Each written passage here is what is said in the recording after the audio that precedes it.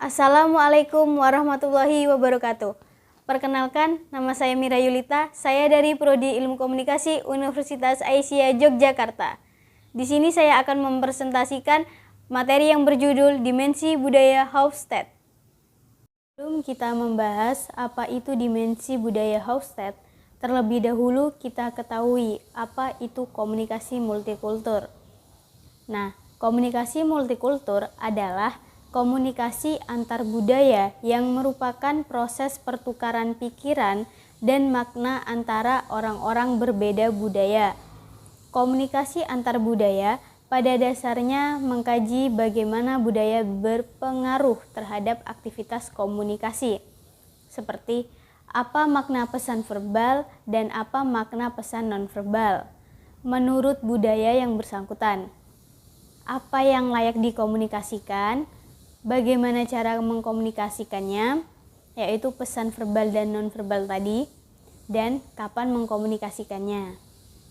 Jika kita sudah mengetahui apa itu komunikasi multikultur, sekarang kita akan membahas pokok dari materi yang akan saya sampaikan, yaitu dimensi budaya Hofstede. Dimensi budaya mewakili preferensi independen untuk satu keadaan di atas keadaan lain yang membedakan negara, bukan individu, satu dengan negara yang lain. Nilai sebuah negara pada satu dimensi bersifat relatif, karena penelitian berdasarkan manusia yang mana satu dengan yang lain memiliki keunikan yang berbeda. Dengan kata lain, budaya hanya bisa digunakan secara bermakna dengan perbandingan.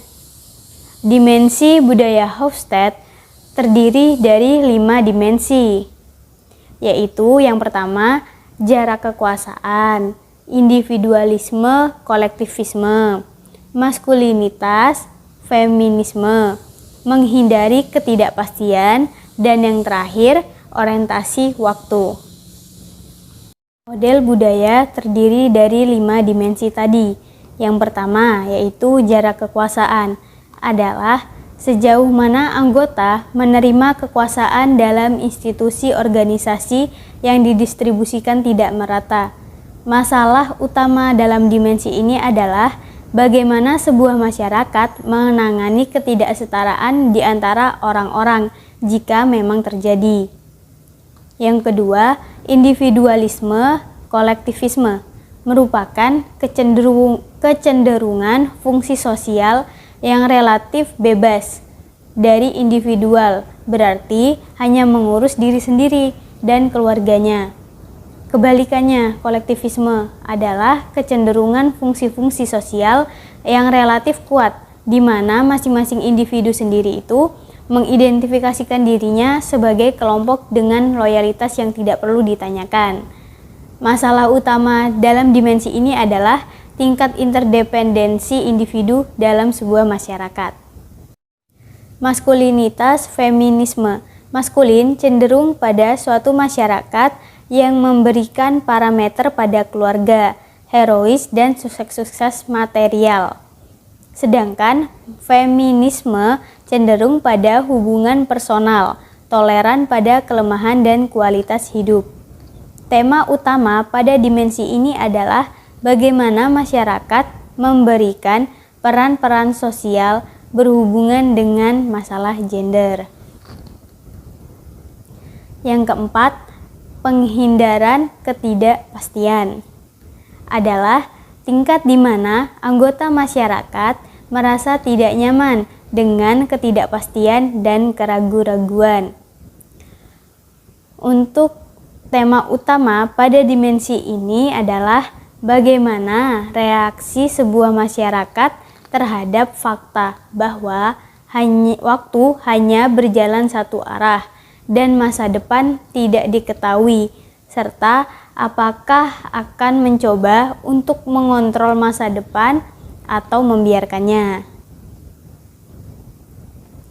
Nah, yang terakhir itu ada orientasi waktu.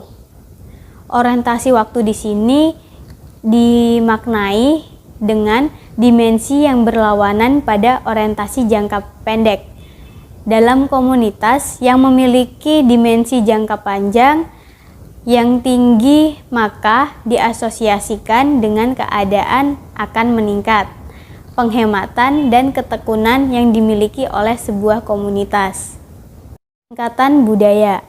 Budaya ini dibedakan antara sifat manusia dan dari kepribadian individu. Sifat manusia adalah segala yang dimiliki oleh manusia, misalnya sifat cinta, sedih, sifat membutuhkan orang lain, dan sebagainya. Ekspresi sifat ini dipengaruhi oleh budaya yang dianut pada masyarakat tertentu. Sedangkan kepribadian atau personality seorang individu adalah seperangkat program mental personal yang unik dan tidak dapat dibagikan dengan orang lain. Hofstede sendiri mengkategorikan lapisan budaya untuk mengelompokkan kebiasaan orang sesuai dengan lingkungannya. Yang pertama, tingkatan nasional berdasarkan suatu negara. Yang kedua, tingkatan daerah atau suku etnik, agama, dan bahasa. Yang ketiga, tingkatan perbedaan jenis kelamin ataupun gender. Yang keempat, tingkatan generasi, misalnya orang tua dengan anak. Nah, yang kelima, tingkatan sosial dihubungkan dengan pendidikan dan pekerjaan ataupun profesi. Yang keenam, yang terakhir, tingkatan organisasi atau perusahaan.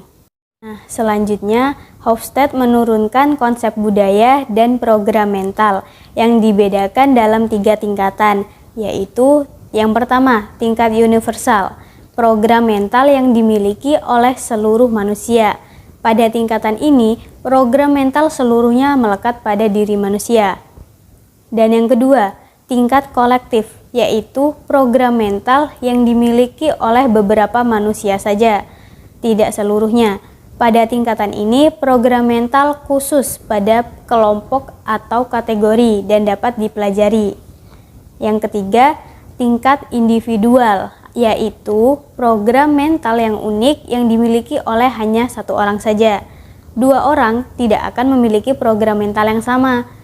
Pada tingkatan ini, program mental sebagian kecil melekat pada diri manusia dan lainnya dapat dipelajari dari masyarakat, organisasi, ataupun kelompok lain.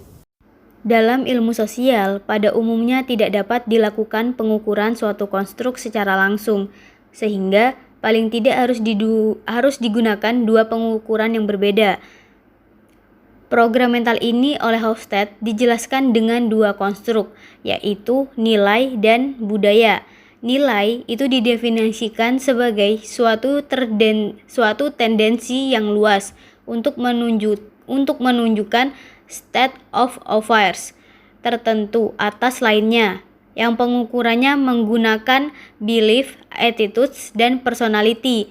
Sedangkan untuk kultur didefinisikan oleh Hofstede sebagai program mental yang berpola pikiran, perasaan, dan tindakan, atau disebut dengan software of the mind. Pemrograman ini dimulai dari lingkungan keluarga, kemudian dilanjutkan dengan lingkungan tetangga, sekolah, kelompok remaja, lingkungan kerja, dan lingkungan masyarakat. Dengan demikian, kebudayaan adalah suatu sistem nilai yang dianut oleh suatu lingkungan, baik lingkungan keluarga, lingkungan sekolah, lingkungan kerja, sampai pada lingkungan masyarakat yang luas. Pemrograman mental atau budaya ini dikembangkan melalui suatu sistem nilai yang berkembang dalam masyarakat. Kemudian, sistem nilai ini akan menjadi norma-norma sosial yang mempengaruhi perilaku sosial. Nah, yang terakhir, seperti yang dikatakan oleh Hofstede, bahwa budaya adalah daerah program mental yang mempengaruhi cara berpikir dan perilaku manusia secara kolektif. Program mental sekelompok orang dalam suatu negara itu disebut dengan kebudayaan nasional. Dimensi budaya Hauptstadt dapat digunakan untuk mengembangkan strategi yang efektif untuk bekerja sama dengan orang-orang dari berbagai negara. Hauptstadt mendefinisikan budaya sebagai the collective programming of the mean that distinguish the members of one group of category of people from another. Bahwa budaya merupakan suatu pemrograman kolektif dari pikiran yang membedakan anggota suatu kelompok atau kategori orang dari yang lain. Kesimpulannya, di sini bisa saya sampaikan, budaya pada tingkatan-tingkatan tersebut dalam kenyataannya sering terjadi ketidakharmonisan. Misalnya, adanya konflik dalam tingkatan-tingkatan gender dalam budaya organisasi, konflik antara tingkatan-tingkatan generasi dalam budaya daerah.